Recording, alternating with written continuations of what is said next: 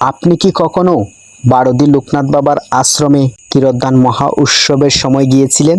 হাজার হাজার ভক্তের সমাগম, ভক্তিময় পরিবেশ, প্রার্থনা, কীর্তন আর আধ্যাত্মিক অনুভূতিতে ভরে ওঠা এক অন্যান্য অভিজ্ঞতা।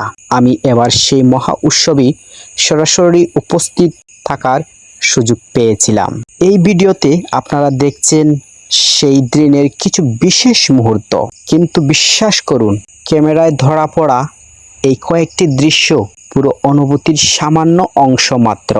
আশ্রমের ভিতরে পরিবেশ কেমন ছিল, কত মানুষের সমাগম হয়েছিল, মহা উৎসবের বিভিন্ন আয়োজন কেমন ছিল, আর আমার পুরো ভ্রমণ অভিজ্ঞতা কেমন ছিল, আজকে সব প্রশ্নের উত্তর রয়েছে আমার সম্পূর্ণ ব্লগে।